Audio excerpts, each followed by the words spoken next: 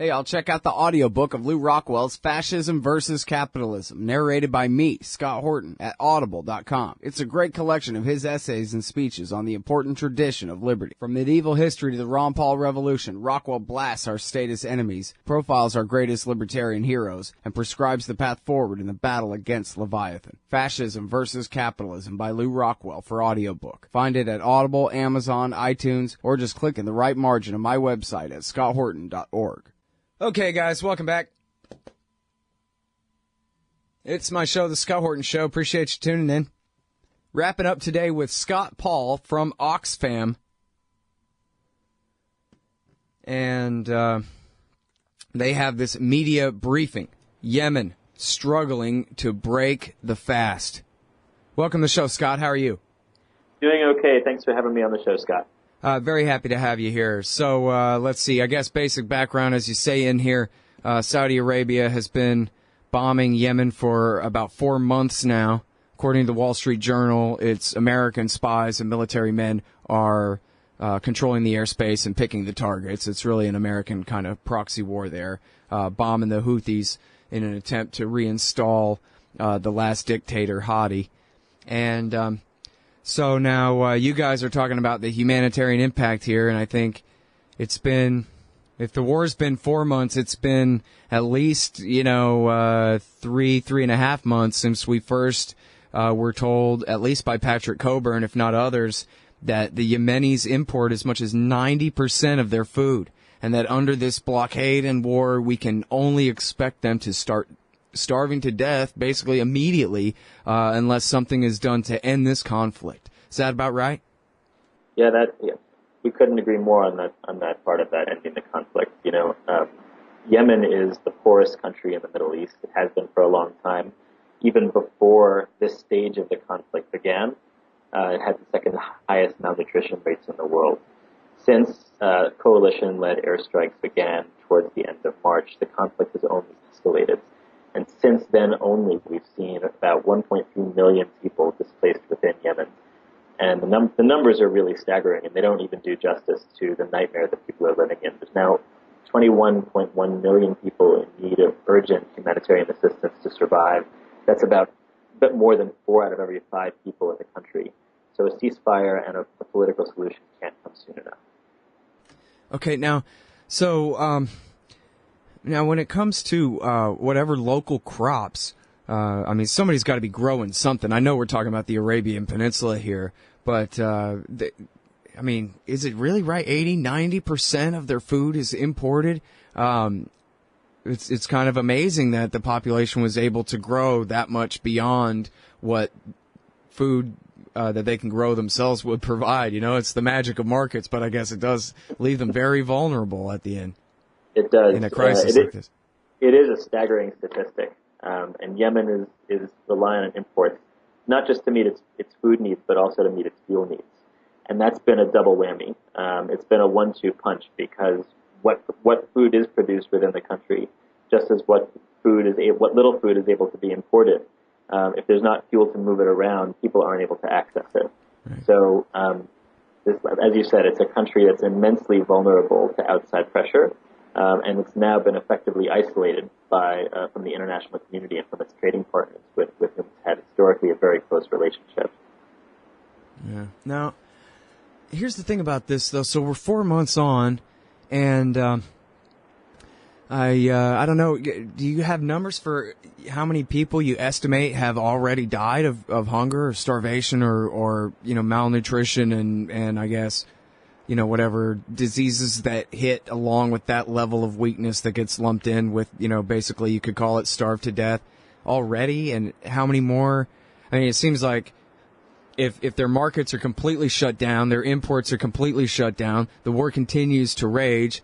So many millions of them are on the brink of starvation. They can only be on the brink for so long before they actually starve. What kind of window of opportunity do we have to save these people's lives here? Well, the window is already closing. It's tough to track exactly who is starving to death per se, but malnutrition has been simmering in Yemen for a long time, and it's getting worse and worse and worse. Since this stage of the fighting began, at least 4,000 people, and we estimate it's much higher, but at least 4,000 people have died just from the violence alone. Over half of those being civilians. And again, we think it's more than that. There's been almost 20,000 people who've been injured from that violence. And it's when you have these staggering malnutrition rates, coupled with hospitals that aren't working, with people who, by and large, are only able to access unclean and unsafe drinking water, you get an incredibly high risk of disease that could go from 0 to 60 in about 2 seconds. And that's really what we're most concerned about, is this combination, this lethal cocktail of violence, malnutrition, disease, and other impacts of this lack of sanitation and water distribution. I've had colleagues tell me they walked through some of these devastated cities in Yemen, and it's like a scene out of Blade Runner. You have piles of garbage on either side of the street just festering, and there's no fuel for local authorities to pick it up and move it somewhere where it's not going to be infecting people. So it's the combination of all of these factors that's really most worrying. Yeah. Well, and Matthew Akins was on the show, snuck into the country through the blockade across the Red Sea, got into Yemen and went and reported from the northern province there, right there adjacent to the Saudi border, and, basically described it. I don't mean to put words in his mouth. I forget exactly, what he called it, but he basically described a place that looked like the pictures of the Gaza Strip after the war last year, of just, Europe after World War II ended, those pictures of Germany we see or whatever. The place is just devastated, where they clearly, well, again, I don't mean to put words in his mouth, but I think it was pretty clear that it was indiscriminate bombing here. Not, oops, we accidentally hit, these civilian targets, but let's just take out this neighborhood and this neighborhood and that neighborhood.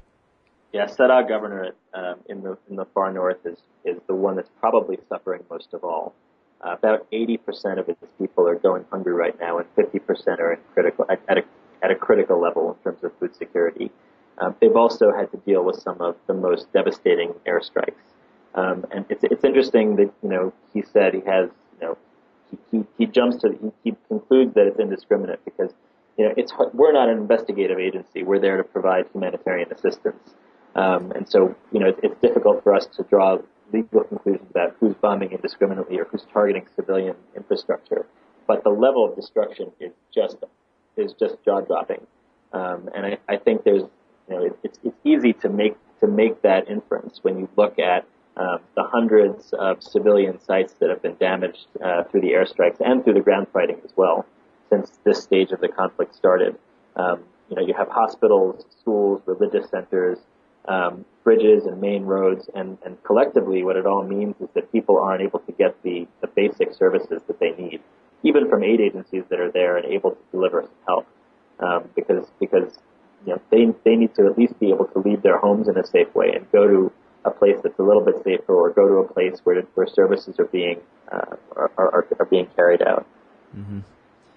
Man, and then the bad news, of course, is that the former government, backed by the Saudis, is now making headway in the port town of Aden, and they brought in, I don't know how many, but very many tanks from the United Arab Emirates, and so they look like they're just starting the next phase of the war here. It is not, they're intent on putting Hadi back on the throne in Sana'a, I guess. Yeah, and all of the parties at the moment are taking a maximalist position. Everyone from the Saudis to the armed groups on the ground, each of them with their own interests, and other players in the region who now have been involved militarily. We've seen a really startling uptick over the past half a year or so of arms going into Yemen and going to parties that are fighting in Yemen.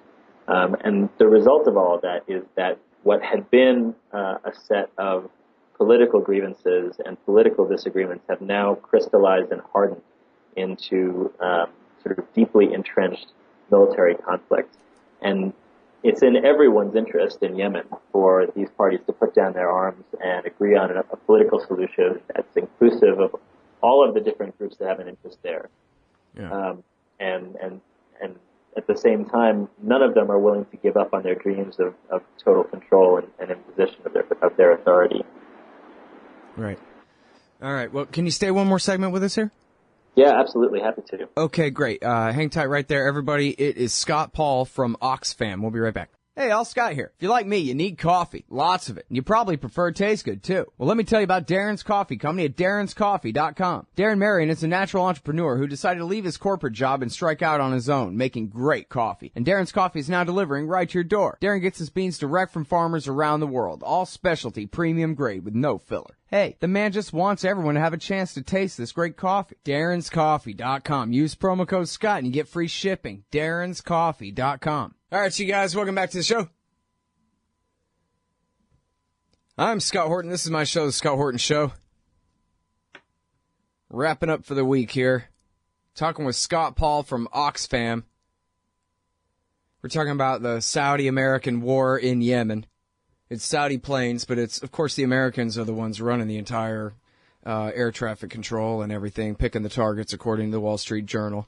So it belongs to us. But, Scott, I think part of the problem, part of the effect, you can characterize it as a problem or not, I guess, part of the effect of having it kind of sort of halfway outsourced war means there's much less attention paid to it. It's not being considered an American war. Obviously, it's really hard for reporters to even get in there past the blockade like Matthew Akins did.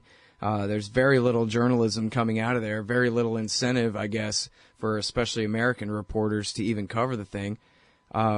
I wonder if anybody even noticed when you guys put this report out. You could watch CNN for a week and not even know there's a war in Yemen at all.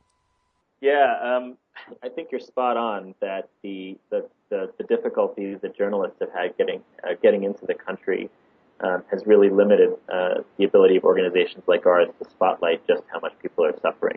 The journalist you had on sounds like he managed to get in. Great job to him.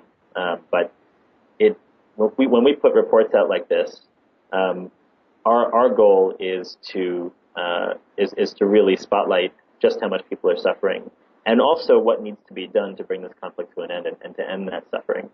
There's a lot of individual journalists, I think, who are very interested in this, but since people can't take pictures, see just how horrible the situation is, can't talk to individuals who are affected quite as much, there's a limited resonance. So it's important that you've invited me onto the show, and that other journalists continue to pay attention to this as it goes on. But you're absolutely right. It's funny you mentioned this is it's an American-owned war. Inside Yemen, a lot of people think of this as a Saudi-American conflict, and the U.S. role in this conflict has been really confused. On one hand, the U.S. has talked very vocally about the need for a political solution. President Obama, in fact, called the King of Saudi Arabia, King Salman, and had a conversation about the need for political solutions. And at the same time, it's been reported that U.S. military personnel are coordinating on operations, offering logistical and intelligence support, and of course, selling massive quantities of arms to Saudi Arabia. And I think what we would want to see is we would want the U.S. to make itself very clear that when we say political solution is needed, it means we're not going to support one of the parties to the conflict anymore. Right. Yeah, it's as simple as that. America is the 800-pound gorilla in this situation, especially concerning the Saudis. Call the king, tell him it's over, it's over. Simple as that. And all that has to mean is, hey, I'm ordering the AWACS back to their bases. So, sorry, right? That's the end of that. They'll say they have limited influence, and it's certainly the Saudis that are doing a lot of the heavy lifting in this military operation, according to public reports. But the U.S. has a lot of leverage with a close ally. Frankly, to hear U.S. policymakers say that they want political solutions while they're heavily arming and supporting one of the parties to a conflict is pretty disingenuous and disjointed. It rings hollow for me, and I think to a lot of people in Yemen. Yeah, afraid so. Now, so I know, or I guess I don't know, but I assume you guys are doing some lobbying here, right? Part of your staff, their assignment is to take this report to Washington, D.C., try to get a congressman or a State Department official to acknowledge it, to talk with you guys about it, a little something like that. Am I right? That's what we do. We have a lot of different pieces to our mandate. First and foremost, we deliver assistance to the people who need it most, and that's our goal, is to reduce suffering. But we also see ourselves as a campaigning organization, and our view is our goal there is to use our mouthpiece to promote justice and to end that suffering. So we distribute that report in Washington as well as in capitals around the world. That's cool. And forgive me, I don't know too much about Oxfam, but you don't do the HRW amnesty thing where every once in a while you support a regime change like in Libya. If it, oh, look, a war for humanitarian purposes, we're buying it, that kind of thing. You guys don't do that, do you? I can't think of an instance where we supported regime change. We're an impartial organization, and so our aim is to prevent suffering. Cool. That's what they say too, but sometimes it's not so consistent.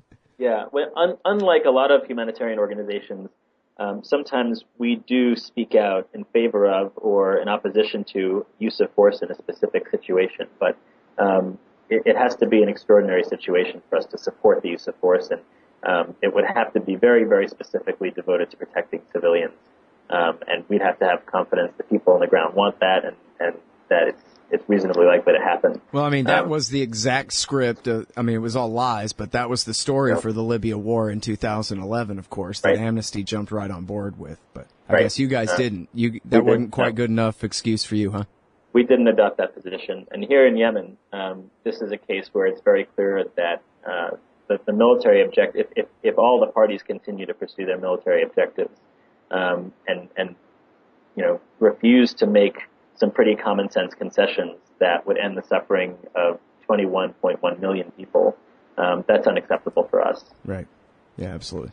And now, and back to Yemen and D.C., when you talk to the State Department, do they give any indication to you guys that there's any kind of time limit on this thing, or, onward to victory until Hadi rules the place again? Or do they even answer you? Well, the State Department view, and I'll do my best to give them the benefit of the doubt and to sort of reiterate their position. Their position is that Yemen is a country in transition, and the administration of President Hadi is one part of that transition. And that irrespective of all that, the Kingdom of Saudi Arabia has decided to conduct this military campaign to restore that transition, and they're going to support the effort to restore the transition. I think you can imagine what the exchanges would be like between, Oxfam, an organization like Oxfam that believes we need an immediate and permanent ceasefire to end the suffering of people in Yemen, and the State Department, but ultimately that our views are falling on deaf ears at the moment. I think there ought to be a very strong public awareness that this is a no-win situation. We've got a war in Yemen that's going on that's not really serving anyone's interest, and it's going to continue until someone finds some sense and agrees to start making some concessions for peace. And you know what, man? This is a little bit beyond your mandate, I understand, but in this situation, it seems pretty clear that the Houthis, they bit off more than they can chew. They don't really want to rule Sana'a and the rest of the country. The Iranians, their friends, not their owners, advise them not to do it. And, defending their own autonomy is one thing, but in other words, there is clearly room for negotiation here. You guys withdraw to there and we'll stop bombing you if you stop bombing us when we, come to here and there and whatever, share power. In other words, there's nothing like a stalemate here. There's plenty of room for compromise set. Yeah, like I said, everyone is pursuing their maximalist military goals at the moment, when in reality there is a political deal to be had. One thing I think maybe worth pointing out is the UN Security Council has adopted one resolution over the past 4 months. And rather than insisting on a ceasefire, it's a resolution that was very one-sided and didn't really reflect the situation on the ground. It imposed a lot of conditions on one party, the Houthis, to abandon a lot of the positions they had taken up. And in reality, the Houthis had no incentive to do that at the time. So now we're in a position where other parties, like the Saudis and the coalition, are pointing to this resolution and saying, well, this has to happen before we make any concessions. Or, sure, we'll talk, but the talks have to be around how to implement these concessions that the international community has demanded of the Houthis. Right. And I think in order for peace to really take hold, in order for the parties to realign their incentives and end this conflict that's causing so much suffering, the Security Council needs to speak again and make clear that these conditions on the Houthis, they're not preconditions. They're not the exclusive objects of peace talks. They may be part of negotiations, but ultimately the international community's position has to be, we need a ceasefire. We need an opening of the sea, air, and land routes into Yemen that have much more potential than even our organizations like ours, to reduce and relieve some of this suffering. We need to get back on a track toward the political solution. Yep. All right, everybody, that is Scott Paul from Oxfam, sticking up for the people of Yemen. Thanks, Scott. Appreciate it. My pleasure, Scott. Thanks for having me on. All right, y'all, that's it for the show. No show this Sunday because it's Fun Drive on KPFK, but I'll be back here Monday, noon to 2 Eastern Time, 11 to 1 Texas Time. Hey, y'all, Scott Horton here for WallStreetWindow.com. Mike Swanson knows his stuff. He made a killing running his own hedge fund and always gets out of the stock market before the government-generated bubbles pop, which is, by the way, what he's doing right now, selling all his stocks and betting on gold and commodities. Sign up at WallStreetWindow.com and get real-time updates from Mike on all his market moves. It's hard to know how to protect your savings and earn a good return in an economy like this. Mike Swanson can help. Follow along on paper and see for yourself. WallStreetWindow.com. Hey, y'all, Scott Horton here. It's always safe to say that one should keep at least some of your savings in precious metals as a hedge against inflation. And if this economy ever does heat back up and the banks start expanding credit, rising prices could make metals a very profitable bet. Since 1977, Robertson Roberts Brokerage Inc. has been helping people buy and sell gold, silver, platinum, and palladium, and they do it well. They're fast, reliable, and trusted for more than 35 years. And they take Bitcoin. Call Robertson Roberts at 1-800-874-9760 or stop by rrbi.co. Hey, y'all, guess what? You can now order transcripts of any interview I've done for the incredibly reasonable price of $2.50 each. Listen, finding a good transcriptionist is near impossible, but I've got one now. Just go to scotthorton.org/transcripts, enter the name and date of the interview you want written up, click the PayPal button, and I'll have it in your email in 72 hours max. You don't need a PayPal account to do this. Man, I'm really going to have to learn how to talk more good.